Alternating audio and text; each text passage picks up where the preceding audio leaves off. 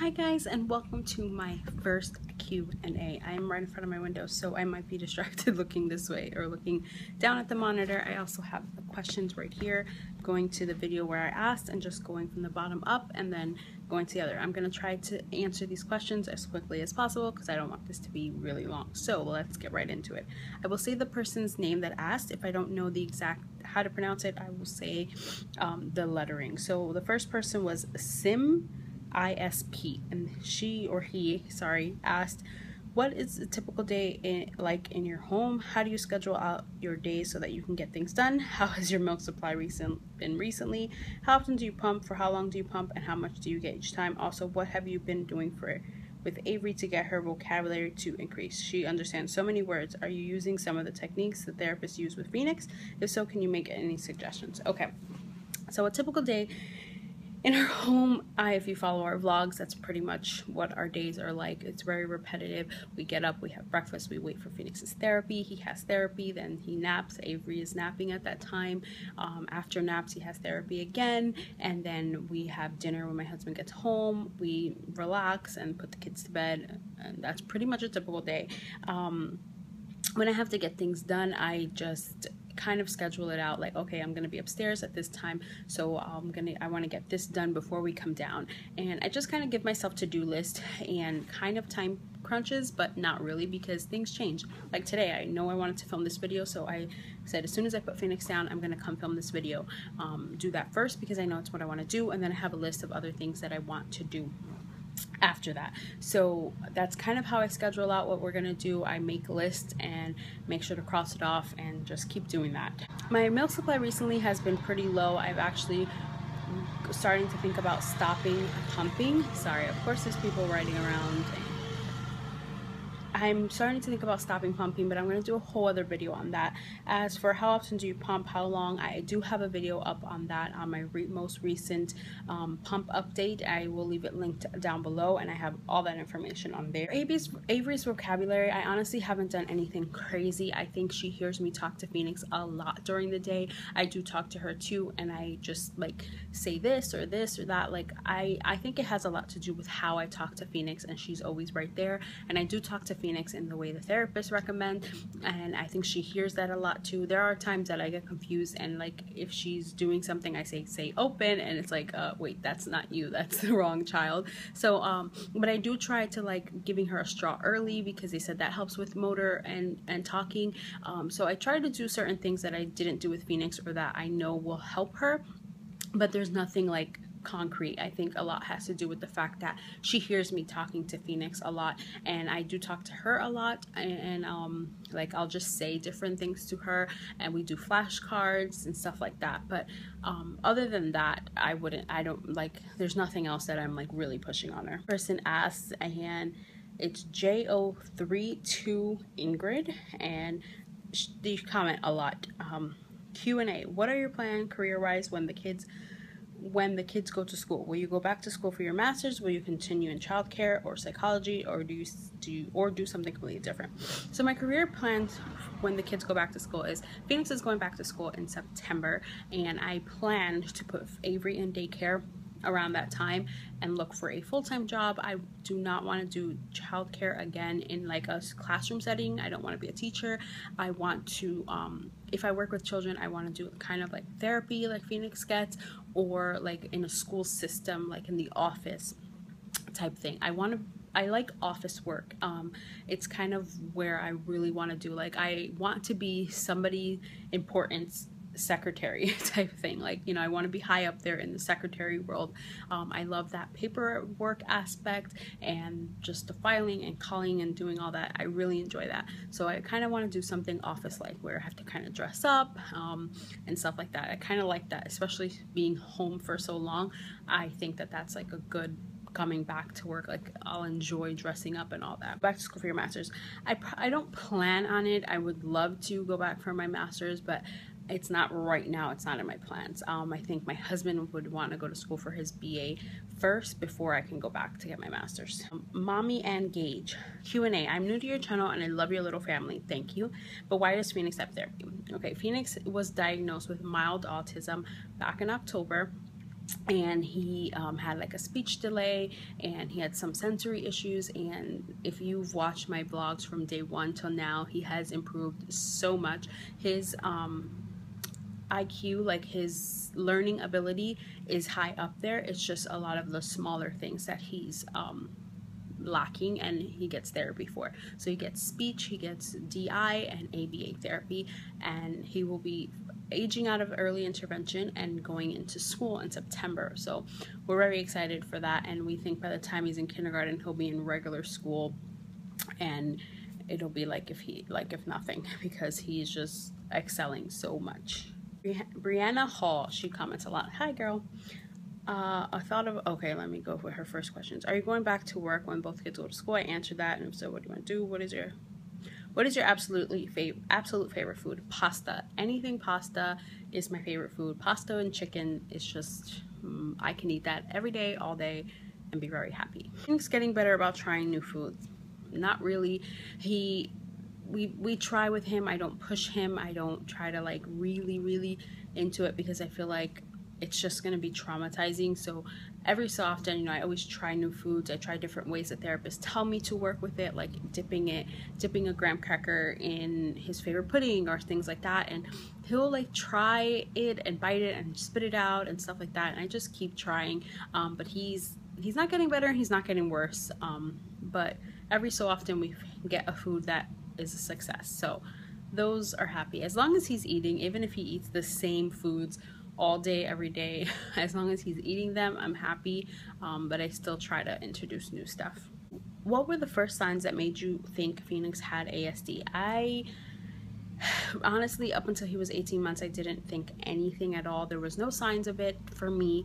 When we took him to his pediatrician, he said that he needed an evaluation because he wasn't speaking 8 to 10 words. And at first we were like, oh God, like so many kids at this age don't speak like that. So why does it matter? But we still seeked early intervention. And then after he was in early intervention for about 6 months, we went to a developmental pediatrician. It was really his sensory issues, when he goes like this with his hands, his obsession with numbers and letters. Those little things were kind of what had us like, maybe is it autism? You read so much things online that it's kind of like they get you overwhelmed. And autism and just a regular 2-year-old, there's a lot of similarities in the things that they do, so it's really hard. So we just decided to take him, and then that's it. But there was nothing really that we were like, oh my God, he has autism. Like, there was really nothing there. Once we started reading stuff is kind of when we started thinking it. So ask, if Avery had been a boy, what would you have named him? That's a good one. Avery's original name should have been Peyton Avery, and if it was a boy, it still could have been Peyton Avery. But then I decided, I don't know, Peyton just for a girl kind of just didn't fall with me anymore, even though I loved it when I was pregnant with Phoenix. So I decided with Avery first. But I think if it was a boy, maybe it would have been Peyton, maybe. But that was kind of like in the works. What does John think of you vlogging? John doesn't really care. He there's certain things that he, you know, wants private, or certain moments that he doesn't like vlogged. Not really moments, but like certain things that he doesn't like vlogged, you know, like rules. Like if I'm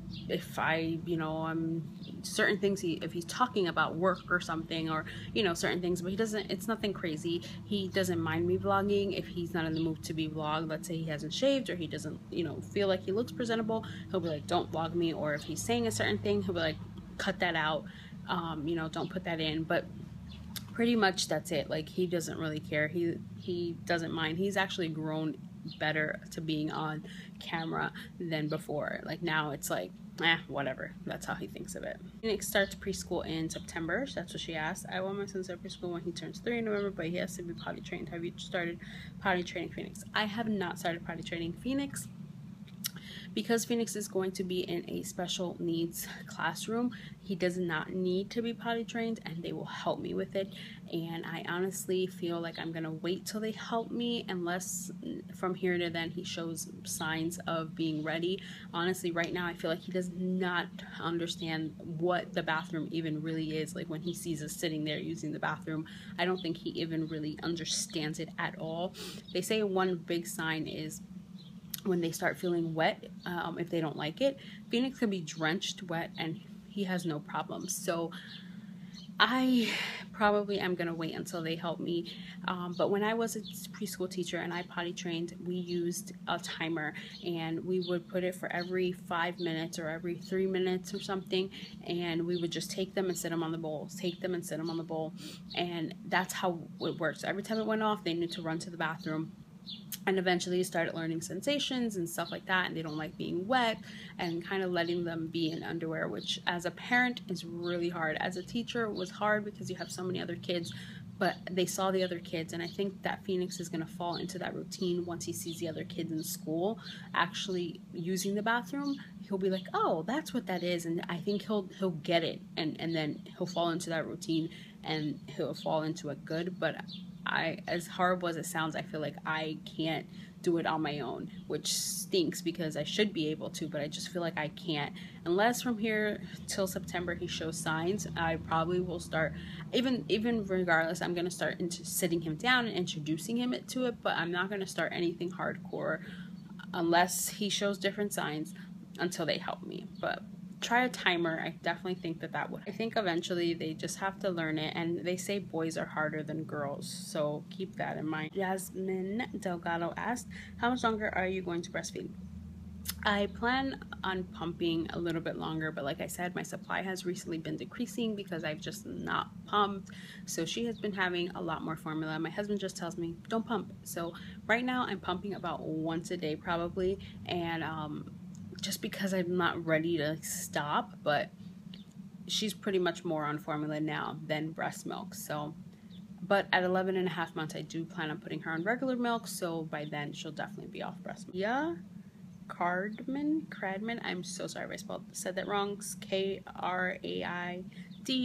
What does your husband do, and do you want more kids? If so, when? Okay, my husband he works at a company that supplies hospitals with a product. I don't want to be too specific, but he works at a company that supplies hospital with products, and he's a manager, and so he has to go to the different hospitals and do different things and manage different accounts at the different hospitals for the products that his company offers the different hospitals. I think that was a good way to explain it. Do you want more kids? Okay, so if you ask John this question, he says he feels we have one more kid in us. I feel like I'm done. I feel like I have my princess, I have my prince, and I'm done. Physically, my body, I feel like I just can't go through it again. And not even that, I had pretty good pregnancy, so I can't really complain. But the baby stage, like the right now, Avery's getting over that kind of stage. But to think of going back to that, sleepless nights, and Avery wasn't as bad as Phoenix. So, but just to think of going through that baby phase again with you going out and the car seat, and I can't. I feel like I can't do it. Like, if you gave me another like kid that was older, maybe, but not even. I just feel like my family is complete.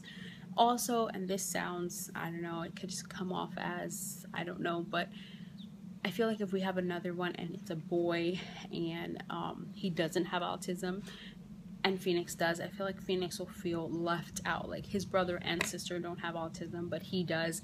And like, Avery's a girl, so she's supposed to be different from him. They were going to be different in tons of different ways, and every kid is. But if we have another boy and it's like the two boys, and like, I feel like Phoenix will be like, well, I have it and you don't, and I don't know, that might sound silly and foolish, but that's a big burden I have on me. And I just feel like he's perfect, she's perfect. Why change anything? Why add? I think our family of 4 is perfect.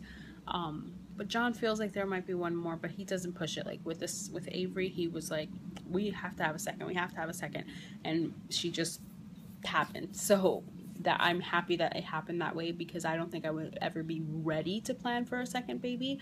So I'm happy it happened that way, but a third would have to be a long time away, which I wouldn't want their gap to be so big. So right now, it's not in our plans. I'm on birth control, I'm on the IUD, and it's not in our plans at all. I think I found 3 more questions, and if I did not answer your question, just leave it down below and I will answer it in another Q&A. I went through all my comments and looked for Q&A and found the ones I did, but if I missed one by mistake and it was yours, please leave it down below and let me know so I can answer it in a future Q&A, or if you have any new questions, leave them down below and I will answer them too. So Trisha T. Tompkins asked, do you want kids in the future and how many and what gender? And I just answered that whole thing, so I hope you got your answer. Lovely Mommy's Family Life, hi girl, she's always commenting, she's so sweet, asked, when you first started vlogging, were you shy at first? How long do you think you're going to continue vlogging? Like I said, her YouTube channel is Lovely Mommy's Family Life, so go check her out. She is such a sweetheart. I follow her. We follow each other on Instagram as well, I believe. So when I first started vlogging, were you shy? Yes, I'm still shy. If you noticed, when I vlog outside, I vlog the kids and I'm talking behind the camera. It's very rare that you'll see me holding the camera if I'm out. At home, I don't mind vlogging in front of John anymore. I used to be shy. But if like his family's over and stuff, if I'm around people, I normally point the camera at the kids or at what's going on and I'll talk. That makes me a little more comfortable than holding it to myself. That makes me shy. But yes, at first I was really shy. I didn't even want John in the same room, next to the same room. I used to tell, he used to stand outside the door and be like, I hear you, and I used to get so upset and say, get out, stop, I just want to do this, leave me alone. But I still did it and I still pushed for it, and I'm glad I did, and now it doesn't bother me. I don't know how long I'll continue vlogging. I want to continue daily vlogging at least for a year. That's my goal. But at the end of the year, Phoenix will be starting school. Hopefully I'll be starting work. So it is stuff that I do want to document and have, but if it gets to be too much, then I'll stop doing it. But for right now, I don't have plans of an end. I know daily vlogging I do want to do for at least a year if possible, because I think it'll be cool. Donch, is that how you say it? I'm saying it wrong. It's funny because you read all these names and you say it a certain way in your head, and then you hear the person saying it, or you hear something and you're like, oh, that's how you say it. So DONCHTV asks, she's a sweetheart too, where did you and John meet? So here we go. Where did me and John meet? Me and John met on Craigslist. Just take a minute to let it sink in. We met on Craigslist. I was recently laid off, and I was looking for jobs on Craigslist, and I realized that there was a personal section that I never knew they had on Craigslist. So I used to always read them, and I used to laugh because there was a lot of them were crazy and raunchy and this, and there was ones that were so sweet, and I was like, oh my god. So I used to read them literally every day along with looking for jobs, and I'm like, I want to write an ad. Like, what would I write? And I never knew what would I write. So this specific day, August 20th, 2009, which is also our anniversary date, and I read John's ad. He said, I'm looking for honesty and this and this and that, and he wrote this big spiel, and something just made me write back, because everything he wrote was like, that is what I would write. All these days of thinking, what would I write? I read his and I was like, that's what I would write. So somebody's walking outside my door. I don't want to talk too loud. They're gonna look over here. So I replied and I wrote exactly that. I wrote, if I could copy and paste this ad, this is exactly what I would write. And he wrote back, and we kept talking that whole day, and it was all from there. And that was on August 20th, and then 2 years later, on August 20th, 2011, is when we got married. So on the same exact day. Then later on, after we were talking back and forth, we realized that we went to the same college, we had the same class, and I remember him as the kid who always walked in late with a backwards hat on, which drove me crazy when we first started dating, his backwards hat. But I didn't know him right away. Like, it took us a while to remember to that. But when he saw my picture, he's like, oh, that's a girl I went to school with. But it was a different girl he thought I was. So it was crazy. But anyway, to keep it short, we met on Craigslist. So anyway, guys, thank you so much for all your questions. If you left a question, thank you so much. I really appreciate it. If you have any further questions, leave it down below. If there's anything that I touched on that you want me to to touch on more and answer more, leave that down below, and I'll see you guys next time.